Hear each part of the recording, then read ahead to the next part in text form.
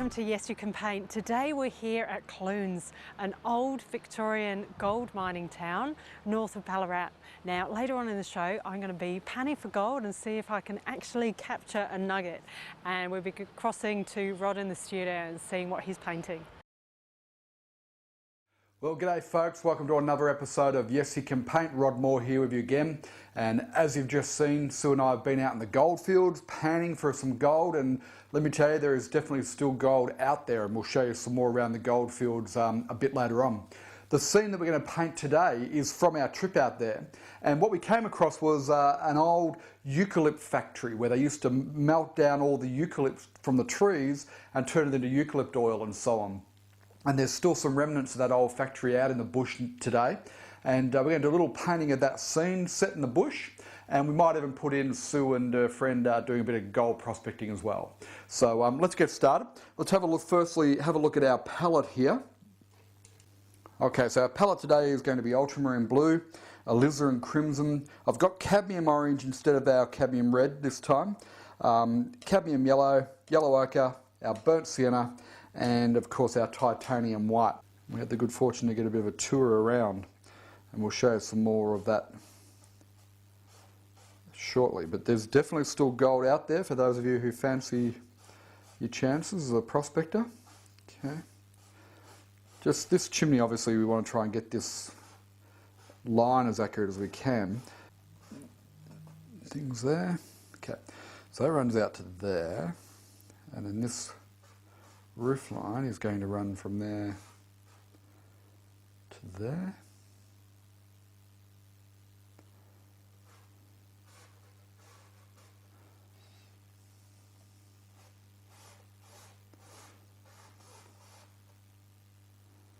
And then it runs back to there. And this is, you know, a challenging painting for a beginner. Certainly one that you can do, but you'll have to think your way through, because I guess the most challenging part is knowing how to simplify what is otherwise a complex subject with so much bush and so on. So what I'm doing is just really picking out a few pieces, and I'm using some artistic license with some others to create a pleasing painting. All right, remember, that's always our goal, is to create a painting that's going to be pleasing to us. And okay, we'll get our ultramarine blue happening. We get some titanium white, a little bit of that purple in there. I really just want a touch of the red in there. Okay, just so it's not too pretty a colour. And we're going to try and recreate the feel of a warm day. When we were there, it was a little bit overcast, it wasn't that warm, but what I want to try and do here is recreate a feel of, you know, the old master painters from the Heidelberg school. They used to have this way of capturing those beautiful blue skies and the golden fields. Okay, so that means I'll come down to this foreground grass area, which of course we'll just use our yellow ochre to get that in, no problem at all.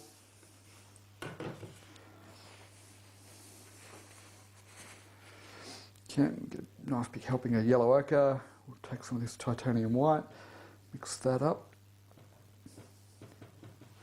Okay, and because it is very dry, obviously, I think I've been saying that all the way through this series, as this series has been filmed in summer. It's been a very dry summer, and there's not much grass around. Well, there's grass, but it's all dried grass. So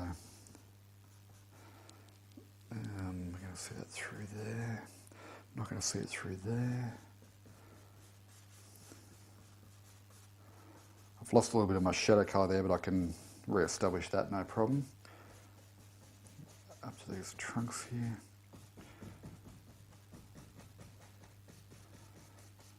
So.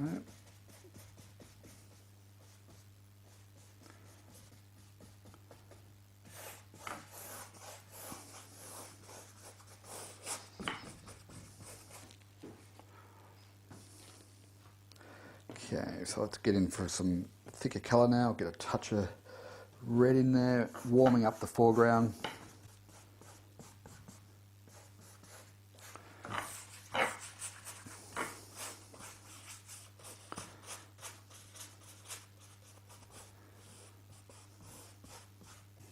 Okay, got our sky and our fields blocked in, worked in around some of that foliage there, so we get the sky in behind the foliage.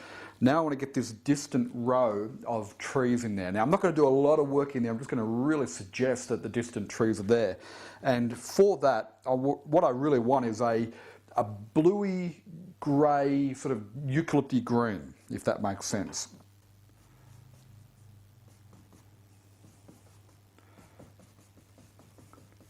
And what we'll do is we'll cool this up and warm it up, we'll cool it down and warm it up in various parts of this painting.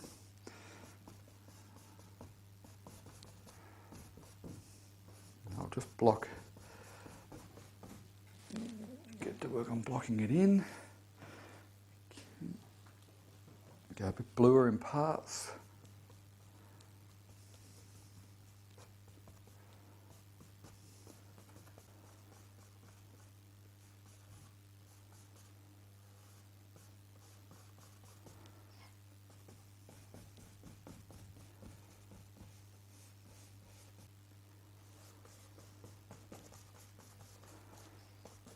I don't mind losing those trees. We know we're going to come back and pop those on, and we'll do that with a thicker paint and it'll take quite nicely over there.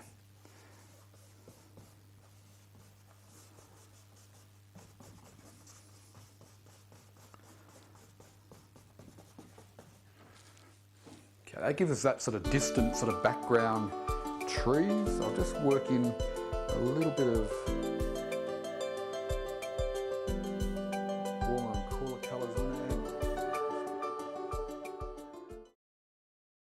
Well, going along pretty well. I've just put in that background row of trees. I just need to get a few little tree trunks and things in just a few spots, and then we'll come in and we'll start detailing up the old eucalyptus factory. So what I really want to get those tree trunks in the back is I just want really a grey that's a bit darker than what we've already got there. So I'll get a blue, I'll get just a touch of the burnt sienna, and you can see that's gone pretty grey straight away there. There's not a lot of really big sort of dominant gums in this area, but when we put these couple in here that I've got planned, it'll push these little trunks back further. Okay, I'm going to get started working now on detailing up the old eucalypt factory. I'll start off with the brickwork. Brickwork's sort of a reddy orange colour, so I'll take a bit of the cadmium red and a bit of the alizarin crimson, sorry, cadmium orange I'm using today. And we've got a cooler side and a warmer side on the brickwork here, especially on the chimney, mostly on the chimney. So that's probably a bit dark. I'll put in a little bit of yellow to warm it up a bit and a little bit of titanium white into that.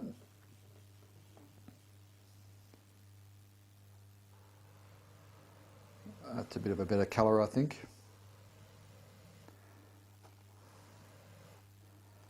Now, the trick with painting something like brickwork is we're not there to paint every brick. If you try to, well, you might go a bit insane doing that.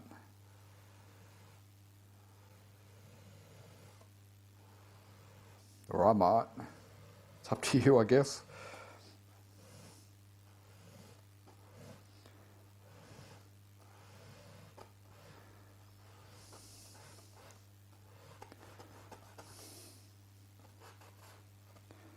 So we'll get that dark side in there, and then we'll just lighten it up for the other side. So we'll go with more yellow in there.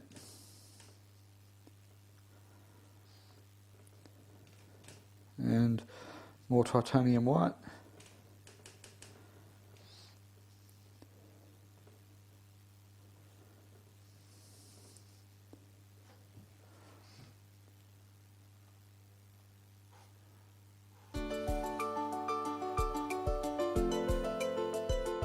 Hi, hello, and we're here at in Clunes, and we have Darren from Gold and Relics, and we're going to go on a little gold tour later, and hopefully might be able to find my first gold nugget. What do you reckon, Darren? We will. We will find a gold nugget. Fantastic. So, Darren, you've been looking for gold for a number of years now. I know that you lived in Ballarat. Talk us through like your first time you found a gold nugget. I suppose what got me interested in the gold was my grandfather lived out near Dalesford, and he used to take me out in his old Holden ute and pan for gold, and I got a bit of an interest in it then. Then in 1980 I got my first metal detector, started looking for coins and relics, more looking for that. And then one day I found my first little gold nugget by mistake. And I remember riding my bike home as fast as I could to my parents and showing them, and then rode another probably 3 k's to show my mate who was my employer at the time. And I remember him saying, "Is that all you found?" But to me it was everything, you know. You must have felt that you won lotto that day. It did, it wasn't worth a terrible lot, but it was just the... once you find your first bit of gold, it's in your blood for life, and it's just incredible.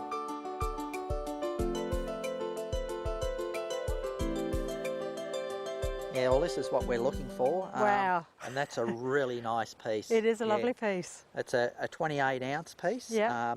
Just on gold value, you're looking at about 50,000. But as a collector's piece, you could get up to $60,000-$70,000 for it. Fantastic. And it actually looks like, you know, a map of Australia. It does, it does.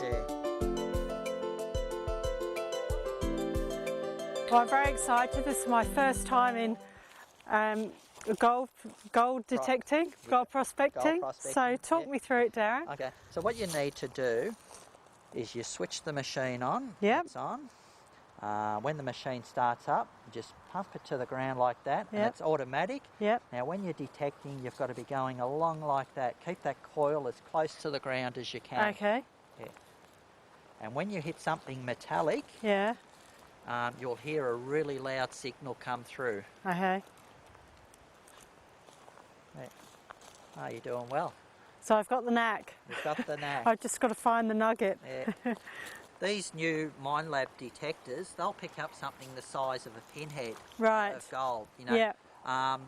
And it depends on how big the target is to how deep they'll go. Yeah. But, you know, they'll pick something up, you know, 3-4 feet. Is that right? Yeah.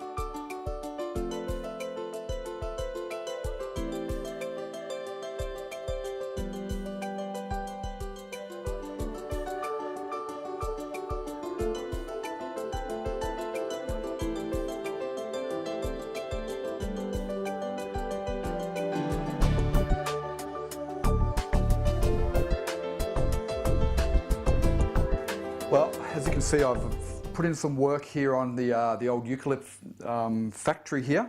Now I'm going to come back in, get these trees in here, and our main tree, we'll start working on those. Then we'll put some details in the foreground. So, I want to go back to our dark, and I'll re-establish this tree here. So get a clean that brush off a bit. So we'll use this mix. Okay, now because this paint's wet here, we're going to have to just be a bit careful as to how we apply this paint.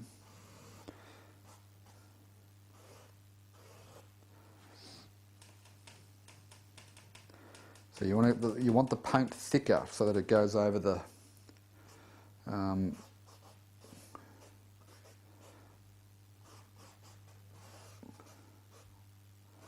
paint that's already there. And then we've got a bit of a canopy of foliage there.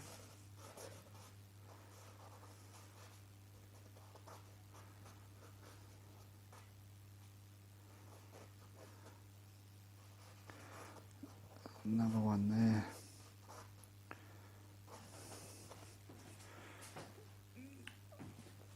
And so on.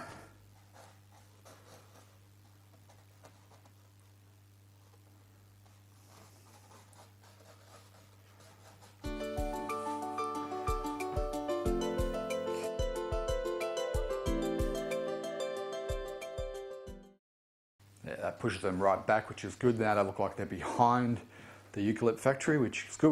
We don't want to crowd the eucalypt factory and make it fight for attention. So happy with that. Now for our main tree, what I'm going to do is go back in and re-establish the darks. This time I'm going to go with ultramarine blue and burnt sienna, which will give you almost a black as such. Okay, so let me just rework in some of these trunks.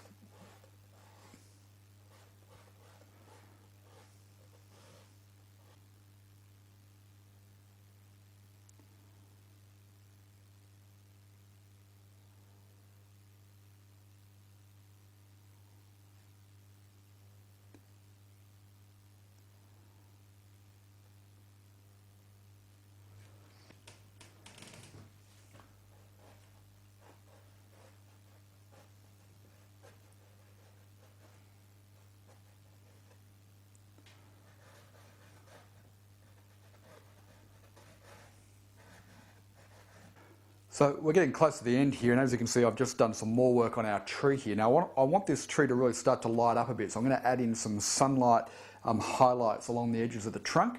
Then I'll come in with a bit more colour in the foliage and just get some more happening in there, and a few details in the front here, and we'll be pretty well finished. Now to create a sunlight highlight, use this orange, cadmium orange. Whoop, what a nice clean version of the cadmium orange. Learnt this from the great artist Alan Fizzle, one of his DVDs. Use cadmium orange and titanium white.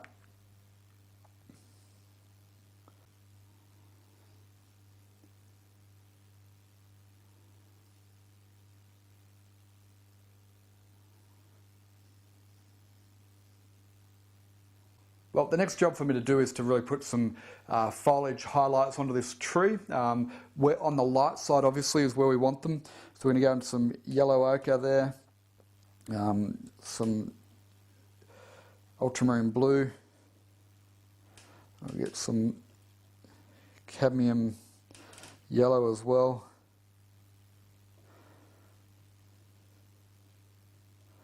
You can see that mix there. I'm just pushing out the hairs on the brush, and what I'm going to do is just, it's still quite wet in amongst those darks, so I'm just going to be careful. It's probably a little bit bright. I'll just tone it back a bit with a bit more ultramarine blue. That's a bit more like it, I think. Don't mind it being too, a bit bright right out where the sun is. But we don't obviously want that on the dark side. Now the trick with this is to maintain your darks as well. All those darks that we put on, we don't want to lose those.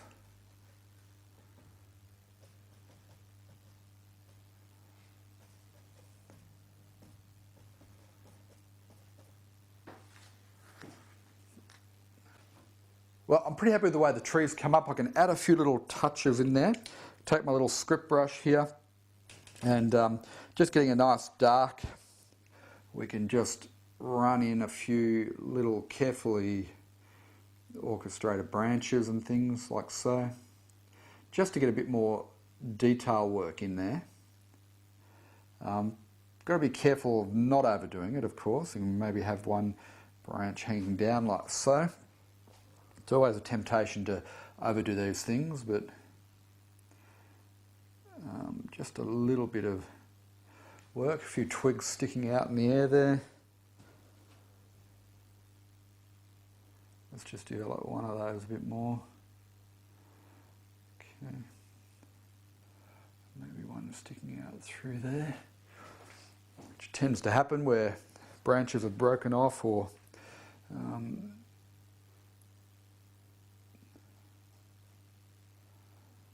strengthen up a few darks in there. Okay, so let's get into this foreground area now.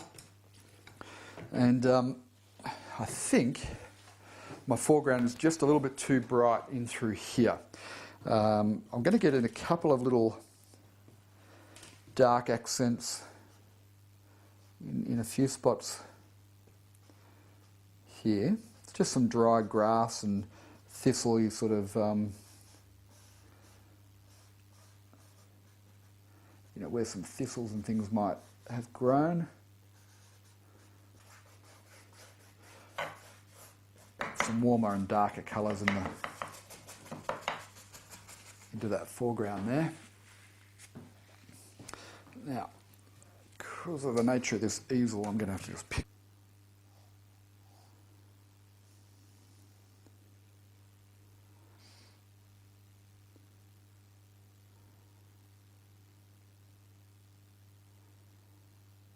just a few little marks and indications on the brickwork.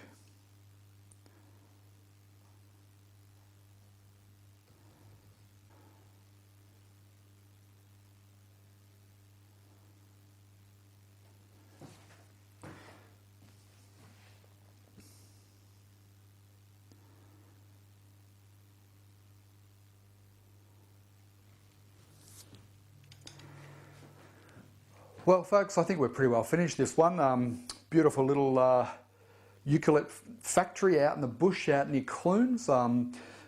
Pretty simple painting. It is quite complex in that you need to simplify it down. But really, all I've done is follow the 3 steps that we talk about all the time in Yes You Can Paint. Step 1, I got in my drawing pretty simply, and that was probably where I had to make most of the decisions about what I'd leave in and what I'd take out. Step 2, I blocked in the main colours and got the values right, make sure the sky was working against the foreground and so on. Got to understand the dark to light, and that's a real key when you're learning to paint. Like I wanted this tree to be darker than everything else so that it stood out, right? So that's step 2, is understanding where to get those values and colours right. And then step 3, you saw me finessing with little details of the tree branches, these foreground bushes, things like that. Just the finishing off touches is step 3. So it's a pretty simple painting when you break it into those 3 steps. Now, if you want to learn how to paint, make sure you drop by our website at freepaintingvideos.com or moreartschool.com. Drop by and see us there, and we'll be more than happy to help you out get started painting with our free video series. And until I see you next week on Yes You Can Paint, happy painting and cheers for now.